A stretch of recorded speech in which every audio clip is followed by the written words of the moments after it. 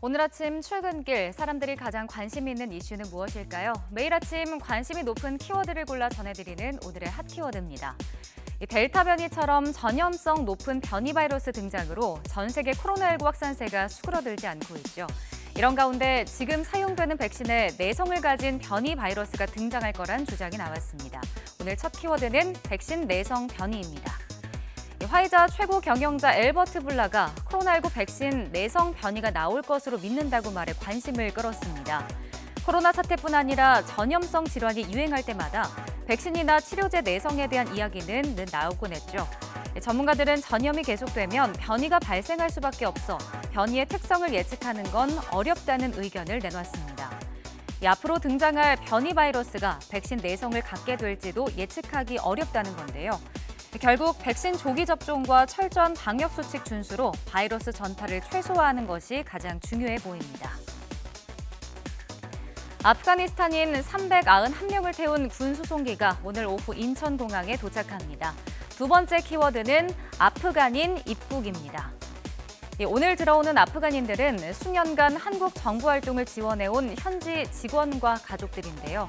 정부는 난민이 아니라 특별 공로자라고 강조했습니다. 문 대통령은 우리를 도운 아프간인들에게 도의적 책임을 다하는 것은 당연히 해야 할 일이고 또 의미 있는 일이라고 강조하면서 우리 국민들의 이해와 협조에 감사드린다고 말했습니다. 아프간인들은 입국 후에 방역 절차를 밟고 충북 진천의 국가공무원 인재개발원으로 이동합니다. 아프간인 입국에 누리꾼의 반응은 다양한데요. 우리나라를 위해 일하고 도와준 사람이고 우리의 선한 영향력이다라는 의견부터 종교, 코로나, 문화, 걱정되지 않는 게 없다는 의견도 있었습니다. 청소년의 심야 시간 게임 이용을 금지하는 셧다운제가 10년 만에 폐지됩니다. 강제적 셧다운에서 게임 시간을 선택할 수 있는 선택적 셧다운제로 바뀌게 됩니다. 기존에는 만 16살 미만 청소년이 자정부터 오전 6시까지 인터넷 게임을 하지 못했는데요. 이제는 본인과 부모 등 법정 대리인이 요청하면 원하는 시간대로 이용 시간을 조절할 수 있습니다. 게임업계는 장기적으로 청소년이 게임 개발자를 꿈꾸고 우수인재 발굴에 도움이 될 거라는 긍정적인 반응입니다. 그러면서 유해 게임 모니터링 등 청소년 보호에도 앞장서겠다고 밝혔습니다. 누리꾼의 의견은 엇갈렸습니다. 게임도 여가 생활 중에 하나인데 선택해서 할 수 있다는 게 효율적이다라는 긍정적인 반응도 있었지만 부모님 속 끓는 소리가 여기까지 들린다. 청소년이 자율적으로 중독되지 않게 이용 가능할지 모르겠다는 부정적인 의견도 있었습니다. 조국 전 법무부 장관의 딸 조민 씨의 부산대 의학전문대학원 입학 취소 결정에 반대하는 국민청원 글이 올라왔습니다.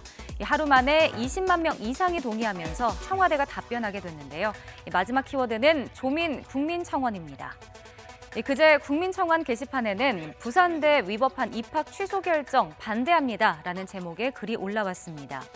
이 글은 부산대 입학 취소가 명백히 인권 탄압이며 기본적인 무죄 추정 원칙도 무시한 결정이라고 주장했습니다. 이 글이 올라온 지 하루 만인 어제 오후 9시 30분에 청와대 답변 기준 20만 명을 넘겼습니다. 누리꾼들은 다른 것도 아니고 사람의 목숨이 달린 의사가 되기 위해 공부하는 곳인데 말이 되냐?